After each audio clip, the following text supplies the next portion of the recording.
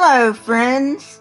If you're new to my channel, welcome. If you are a fan or a subscriber, welcome back and thank you for the patronage. Today we are going to talk on the topic of the religious self.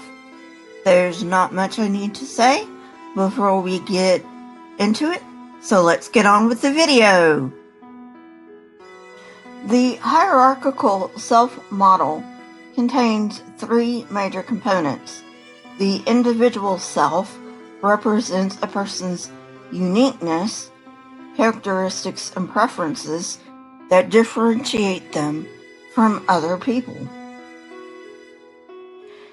The relational self is the self pertaining to relationships or group memberships. These are interpersonal bonds, and this self consists of attributes that are shared by members and may define roles within the relationship. The collective self represents group membership, the similarity and affiliation with valued groups. This type of self consists of attributes shared among group members and defines roles within the in-group. As you already may have guessed, the individual self is more central to the human experience and lies closer to the core of the self system. Individuals allocate larger monetary sums toward bettering their individual selves than relational or collective selves.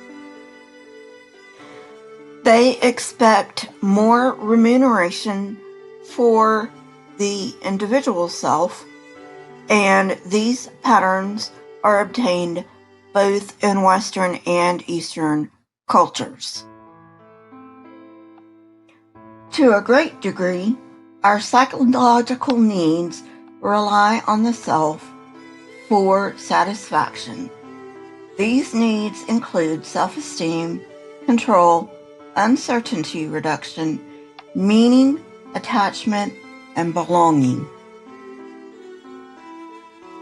William James introduced the idea that religiosity is partly in the service of self-esteem, and it was advocated by Gordon Allport and embellished by Bateson and Stocks. Two contemporary theoretical frameworks capitalize on this idea: religiosity as self-enhancement and terror management theory. This hypothesis is based on two assumptions. First, that people across cultures deploy an array of different means for elevating their self-esteem. These means include facets in the socio-cultural context, including religion. The second assumption that this hypothesis makes is that self-enhancement is in terms of social desirability and is associated with higher religiosity. In other words, the relation between self-enhancement and religiosity is stronger in cultures where religion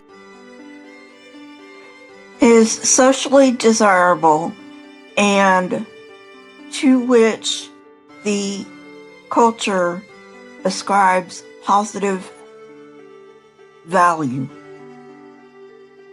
Terror management theory proposes that one of the functions of religion is to allay existential anxieties that arise from our awareness of our mortality. Religion soothes the fear of death through literal and symbolic immortality. Literal immortality refers to the promise of a literal afterlife, while symbolic immortality refers to the cultural or religious worldview that will transcend the person's death. People try to live up to the values that their religious worldview espouses, and it is this that terror management theory refers to as self-esteem. I will go over the rest in part 2. I really wasn't planning on making this a two-parter, but the length necessitates it. And I don't want you getting too bored, so look for part 2 sometime in the near future. If you like this kind of content, please hit the like button, press the subscribe button, and if you would like to be notified when I come out with new content, please hit the bell next to the subscribe button. My Twitter, Discord, email, and PayPal links are in the description, along with the source that I used for this particular episode. Question everything and never be afraid. Please leave comments in the comment section. I love hearing from you. Here are a couple of videos from my library. If you have not watched them, go ahead and watch them and tell me what you think. Until next time, friends, goodbye.